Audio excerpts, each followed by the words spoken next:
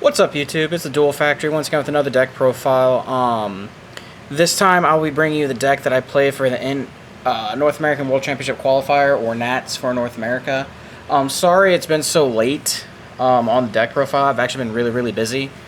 Sorry, I meant to bring you guys my YCS Origins deck profile because I did play EDM or Extra Deck Monarchs. However, I wasn't very impressed with the deck. I did go X3-1. I needed to win my last round to make day 2. But I didn't, unfortunately. And like I said, I wasn't very impressed with my build, but I thought you would like this a little bit more better because it's my Nats deck profile, and it's Burning Abyss Phantom Knight, or PK Fire, whatever you want to call it. I thought it was the most consistent deck, and that's what I went with. So that being said, I'll go ahead and get onto the deck profile. It's pretty standard for Burning Abyss Phantom Knight, but I figure you guys want to see it, so... you play the one tour guide. She's an honorary BA. For the BAs, we play 3 Skarm. Opening with this with Terror Top is like the dream. So you play 3 of it. 2 Seer. He's probably the best BA because he keeps he's just your entire late game, mid game, all of it. So we play the maximum amount, and then 1 Graph.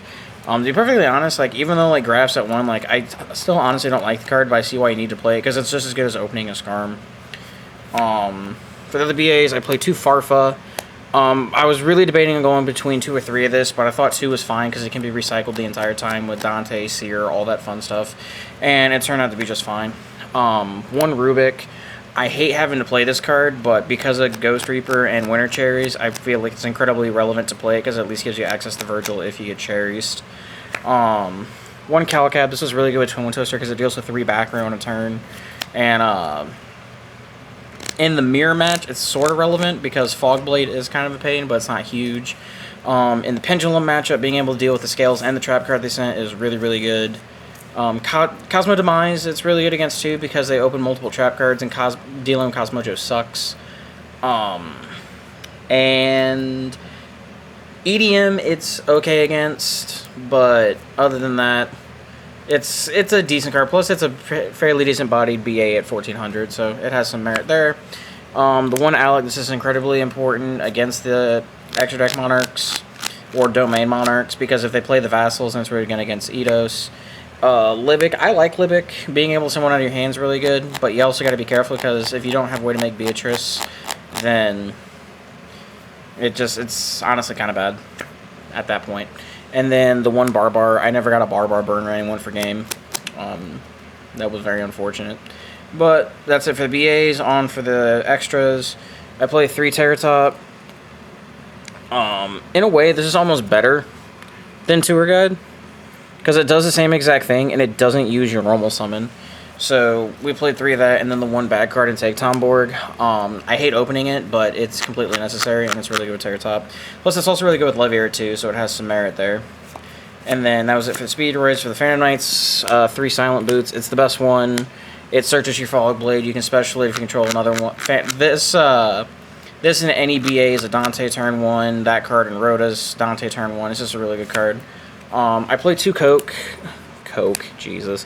I play 2 Cloak. I have a love-hate relationship with this card. There's a lot of times I want to cut it down to 1 just because having 2 in hand clogs, but then there's some situations where you get into a game and 1's not enough, so you need the second one, and just it's like I said, a love-hate relationship, but I play 2, and then I play 1 Gloves. You don't need more than 1, so that's what we went with. On to the hand traps in the deck. I maxed out on them. I played 3 Max C. I thought it was the best one to play. Especially with a lot of the EDM decks playing Brilliant Fusion and Quick Draw Synchron and stuff like that. So I felt like it was a very good all-around hand trap. It's really good in the mirror match. The mirror match, it wins the mirror match hands down. Fire King Cosmo is really good against Card of Demise Cosmo, not so much. Pendulum, it keeps them from making a huge board on you, so you can at least play if you lose the dice roll. Like I said, EDM, it's good game 1, but that's about it. And then I also play 3 Effect Veiler. It's terrible against Cosmo, but it's good against everything else. So I went ahead and maxed out on it. However, it's good against Card of Demise Cosmo, because if you keep the Tin Can from resolving, the game's over. They can't do anything, especially if they Card of Demise into Tin Can. So that's why I went ahead and main decked it. And that's it for the monsters. On to the spells. I play 3 Twin Twisters. In this deck, it's a combo piece. And being able to clear the back row to get your cards on board safely is really important, so we maxed out on it. 1 Rhoda. Like I said, any Fan of Night plus Rhoda is a Dante, so that's why we play it. 2 Allure Darkness to dig through the deck, and then 1 Foolish Burial because it's the best card in the deck. And then for the traps, the only ones I play are 3 Fogblade. I saw a lot of PK Fire decks going back to playing trap cards such as like Vanities and Solemn Strikes and stuff like that. However, I still think the only 3 you need to play are this. So that's what we went with. That is my main board. It is 40. On to the extra deck. My very fierce Pokemon token strikes the fear into all my opponents. Notice I have several variations. Just found out how fierce I wanted to be. And then for the actual monsters I played 2 Beatrice. In testing, I went back and forth between 2 and 3, and I decided for the event that I thought 2 is the correct number. After further consideration, this was a terrible choice, and I should have played 3 because it was the best card in my extra deck the entire time. But I only played 2, and it did what it needed to do, but I should have definitely played the 3rd. I play 1 Pilgrim to summon off the Beatrice and also the Virgil. That's another reason why I went with 2 Beatrice, because if I've played 3, I felt like I was obligated to play 2 Pilgrim, and space in the extra deck's already really tight, so I just wanted to play the 2. I play the obligatory 3 Dante. To be perfectly honest, even though I went to 3 a lot, there's sometimes I've considered cutting it down to 2, because you recycle it so much with Seer just to make Beatrice. So that's a thought to put into it, but I played 3 because that's what I'm used to. I've played Burning Abyss ever since the deck came out, and I've always played 3. I've never played any more, any less, so we went with 3. The 1 Levier, there's a lot of times I wish I could play 2, but like I said, extra deck space is so cramped, so we just went with the 1. 1 Nightmare Shark, never made it. And then what I cut the 3rd Beatrice for was the Super Quantum Mech Beast, which I thought was incredibly relevant because you need it to get over Rivalry when you play Card of Demise decks and stuff like that. I never ran into Rivalry at Nat, so it didn't matter, but it was there if I needed it. I played the Digital Bug combo. I didn't think it was good at first, but it turned out being a really, really good card of the mirror and really, really good against EDM, so I wanted to have it. I cut Break Sword down to 1. I notice a lot of the times whenever you're making 2 Break Swords, that happens one of 2 situations. Either 1, it's winning more, or 2, you've already lost the game if you have to go into the second one, so I just cut it down to 1. The 1 Dark Rebellion to go into when you destroy your own Break Sword and make really big ones and run over Cosmo spaceships. And then I played the 1 Utopic Future. And that's it for the extra deck. And then on to the side.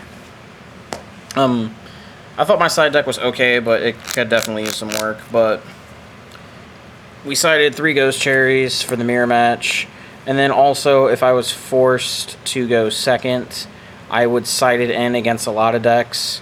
And then I would drop it on to see if they were siding cherries against me, and it gave me free knowledge on their extra decks, so that was kind of cool. 2 Vanity Fiends. Wanted to make room for the 3rd, but I didn't know what to put it in there, so we just went with the 2. For Pendulum, I played 2 Lecter, because this deck cannot beat Kieran, but this card can, so I went inside that. 2 System Downs. This card was absolutely horrible, because I only drew into it once I was already too low in life.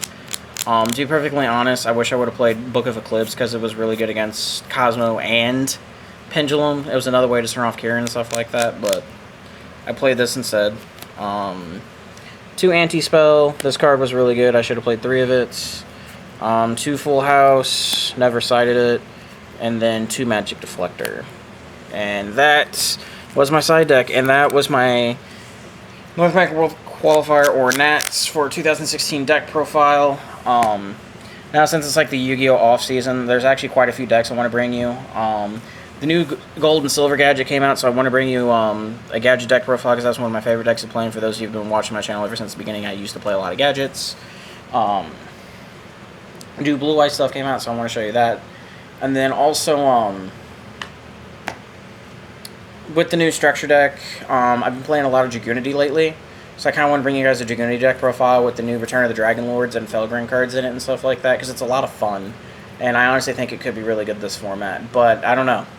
But hopefully I'll bring you guys a lot of material on the channel for you guys. Always remember to like, comment, subscribe, and I appreciate everything, guys. Thanks.